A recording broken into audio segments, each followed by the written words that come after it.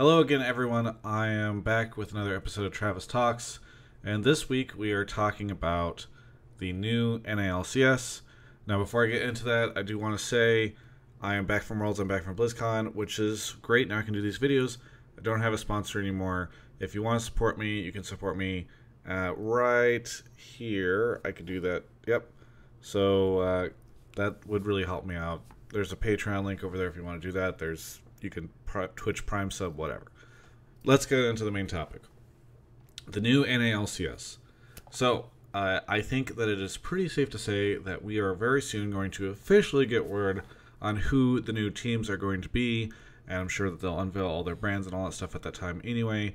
And the reason why it's easy to figure out that this is coming up very, very quickly, probably next week, is because the post about the mid-flight update on the selection process, I'll try to go ahead and pull that up on the screen here, that came out a couple months ago, and in it, basically right before Worlds, and in it they talked about how people should expect to see, here we go, got it up, people should expect to see stuff happen in November. They said that they'd announce stuff. I don't know where it is, but it's somewhere in here. Yep. We'll be announcing the final. Oh, there we go.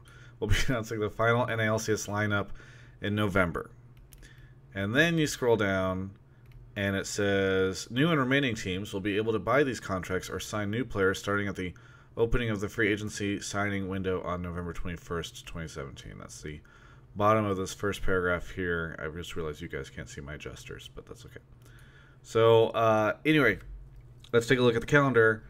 It is, as I'm filming this, the 10th, and the 21st is a week from Tuesday. So if you are going to start having players, or teams and brands, or whoever that can sign players, you got about a week to figure that stuff out. And it would make sense. Everybody came back from Worlds.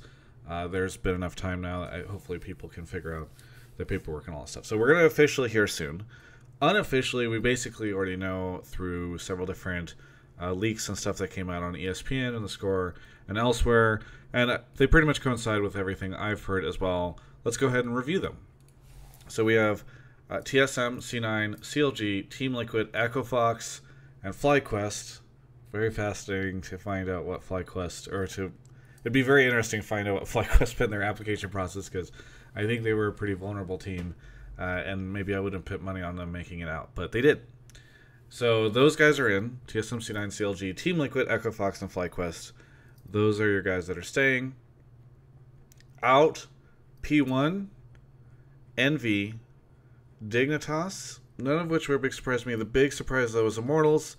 A lot of people probably already heard about that. If you didn't, I did a video on my YouTube channel that went up a couple weeks ago, basically speculating as to why Immortals is no longer in the league, and based on some additional conversations I've had recently, it does feel like my speculation was pretty close to where, the facts were. But a whole other video about that, you can go look at that. So I'm sorry if you were a P1, NV, Immortals, or Dignitas fan. Hopefully you can become a fan of the new teams, or one of them at least. And those teams are Optic. So for those that don't know about Optic, they are an established esports brand, possibly the rival to TSM for the most esports fans across all of esports. They have a huge, huge following in Call of Duty. They come from console stuff. They've got a CSGO team. They got stuff, all right? So there's Optic, big name. It'll be really interesting to see if they can translate any of their fans from their other games into League, though we kind of already saw Envy not really managed to do this, but we'll find out. Next up, you got the Houston Rockets. For those of you that do not know, because a lot of people watching this video are not from the US, Houston Rockets are a NBA team, a basketball team, based out of Houston, Texas. So they have apparently gotten in. I think it's probably not too surprising to anybody who has been in the scene for a while back. They hired a guy named Sebastian Park, who'd been in the esports scene for a while as the head of esports for Houston Rockets. And so not too surprising to hear that they applied and made it in. Daryl Morey is one of the guys that helps run the Houston Rockets over there, or runs the Houston Rockets, depending on how you look at it. And he's a really interesting figure in the sports scene. There's a really cool conference I went to this year that's been around for a while at MIT, or so I guess MIT hosts it. It's the Sloan Analytics Sports Conference that takes place in Boston every year, and it's basically like the nerdy side of sports. And Daryl Morey, from my understanding, is one of the architects of this stuff. So, and also one of the architects of getting esports panels and esports conversation into the sports conference. And so, I think I'm sure he had a hand in being very forward thinking, looking at the stuff. It's a good sign because I think it's the type of person that is able to make really smart decisions and look at the stuff. So fascinating to see how Houston Rockets come. And Golden State Warriors. Golden State Warriors are a huge NBA team, very, very successful. Won't go over their pedigree too much because I'm sure a lot of people have already heard of them. They are based in San Francisco or the Bay Area, California, and have a lot of money and are very, very successful. So it'll be, again, fascinating to see how that works. Their major rivals in the NBA, I don't follow the NBA, but this is basically what I've figured out recently, is that their biggest rivals are the Cavs, also an NBA team from, I just want to make sure I get the city right because if I don't, people would very be upset. Yes, it's Cleveland Cavaliers. I was 99% sure on that, but it's the type of thing where when I do these videos, if I say one thing wrong, people discredit me and I get downvotes and everything gets ran forever. So the Cleveland Cavaliers. It's late at night as I'm filming this. Anyway, so those guys got in as well. They are also a huge name in the NBA. Interesting to see if the GSW Golden State Warriors Cleveland Cavaliers rivalry reignites itself within the LCS. It's an interesting time. Interesting time for NA LCS. So those are your teams. So you got TSMC9, CLG, Team Liquid, Echo Fox, FlyQuest, and now you've got Optic, Houston Rockets, Golden State Warriors, and Cavs. And I'm sure they won't have those. Well, Optic might have it the same name. There are some questions, I think, about whether or not NBA teams can use their names for other things. I don't know if the NBA owns it or not. Also, who knows if they're going to want to align too much with the NBA brand or if this is just different things. So many answers to come out soon. I'm excited for that. So let's take a little minute to talk about what to expect. So I think that you can expect all four of these guys to really want to make a big statement, and a lot of the returning players, teams, I guess I should say, just for clarity, to also want to make a big statement. Whatever it is that FlyQuest convinced Riot of, I'm sure that we're going to see a very different FlyQuest, at least from the company side, this coming year. But I also think, if you're Optic or you're one of these sports teams, you really, really want to prove yourself. And everyone knows it's basically like the reset for LCS, right? That's why it's the new NA LCS is what I've decided to call this. And so I think, that's going to be interesting. The problem is that they're going to be at a huge disadvantage for rosters. So if you think about this, every other team that has ever entered the NALCS has had a roster already. Because if you were in the LCS, you have one. If you came in through Challenger, you have this Challenger roster, and you have the availability of the team that maybe you relegated. If you are buying your way in, you have perhaps and very frequently access to the players that were already on that team previously. So this is the first time that we literally have people, paying a fee, getting into the NALCS, and then having to construct a roster. And by the way, they have to construct it in a pretty short time. So they'll have access to this free agency thing that begins on the 21st. There's also the Scouting Grounds event. But, you got to build something, and if you want to be competitive, it's going to be difficult. And I think this is why we might also see some new talent pop up, right? Because if you can't get access to a lot of the players, hopefully, through Scouting Grounds and the whatever analysts or whoever these guys have hired, they can find some new talent, which might be kind of refreshing and interesting. I'm excited to see how this goes.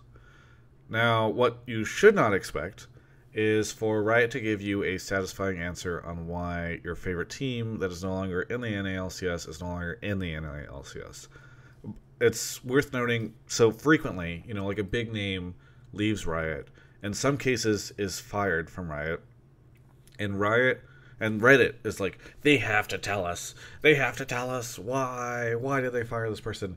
It is just completely unheard of for a, except for in rare cases of huge scandal, for a huge company to talk about why they would fire somebody, right? Like, it doesn't help anyone, Similarly here, I do not think that Riot is going to be like, yeah, we looked at these guys, but we thought their staff were shit, or we thought they didn't have enough money, or they whatever. Like, it's just, they're not going to do that to these guys on the way out. It's just kind of a kick in the ass. And I think the other thing is, there's NDAs between both parties. In this application process, teams had to open up their books. Riot for sure had to sign. There's like a mutual NDA, right, where Riot can't talk about the stuff that they saw in the books, because those are kind of these companies' corporate secrets. Vice versa, the teams will not be able to talk about what Riot told them. It's just going to be, you're going to get a lot of vague PR bullshit.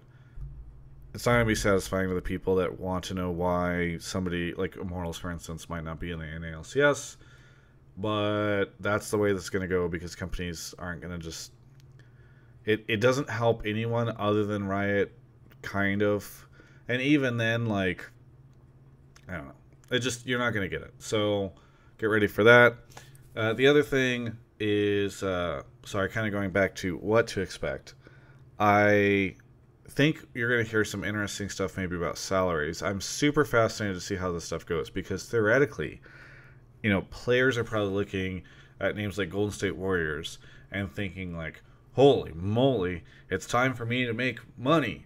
And again, like, some of these names are going to want to make a big statement. And so they will, if you are one of these new teams and you come out and you win Spring Split, that's a really great way to pick up all the like fans that are hanging out in the LCS trying to figure out what team to root for or whatever. So would not be surprised if player salaries go up more than they have been, which is maybe not a good thing, considering the revenues for teams and stuff. It's not healthy, but would not be surprised if salaries go up.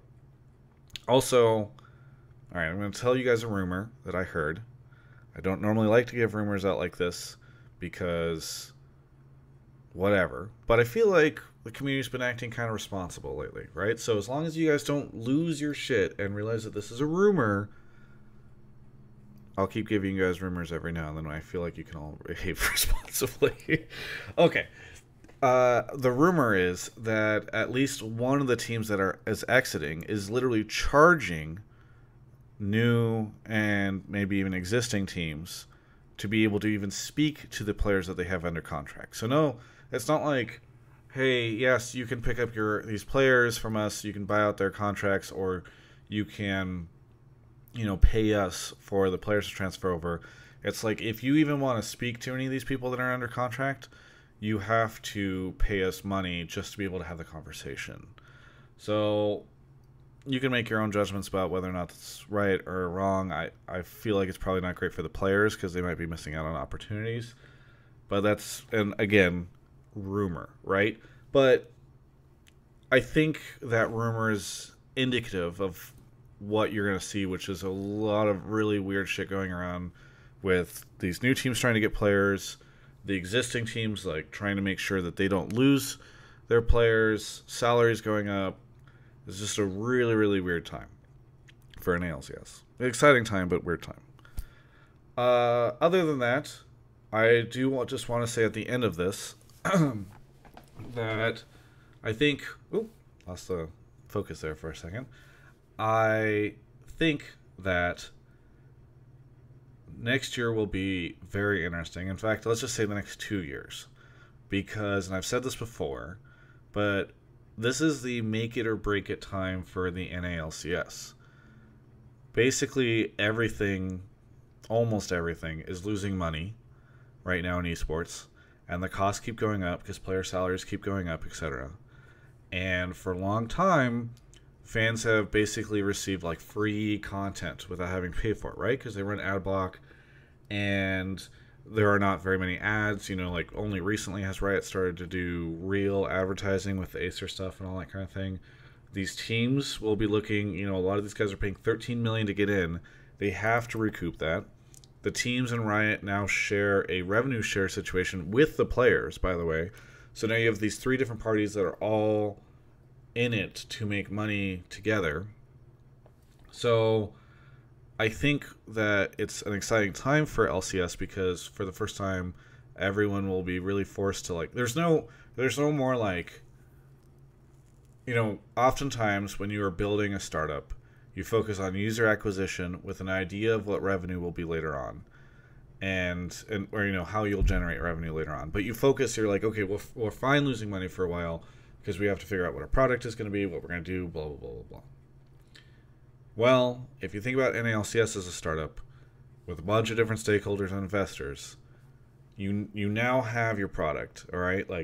You've got the best partners you can get, you've got players, you are making format adjustments to deal with viewership, you just don't have any more excuses anymore, right? And you've invested too much. You can't keep investing money in and losing it. So, it is time for the NA LCS to become revenue positive. And I'm thinking that it will become something, or we'll see what happens, but I think there's going to be a big push for that over the next 2 years. I don't know in what form that's going to take. Certainly, we haven't seen the BAMTech deal that Riot announced a year ago really coming into fruition. The teams are going to start rev sharing. We don't know what kind of sponsors the new guys are going to be able to bring in, but just be prepared that this is not Team Martin's LCS anymore. Okay, guys, it's the Golden State Warriors LCS. Golden State Warriors it's the NBA NALCS, NBA LCS, whatever. It's time. So we're gonna see what happens. Anyway, like I said, all this news should be coming out in the next, I would guess, the next 10 days. I don't know how it would work if after the 21st players are getting signed to teams and yet Riot hasn't announced anything, though crazier things have happened. So expect that. Just wanted to make this video to set expectations and have kind of a conversation before all this kind of stuff goes down. Again, if you like my content, please consider supporting me directly. TravisGaffer.com/support. YouTube makes me, generally speaking, $0, and without the sponsor stuff I was doing at Worlds, etc., I need to pay rent. You can help me. Thanks for watching. Hope you enjoyed the video, and stay tuned for more.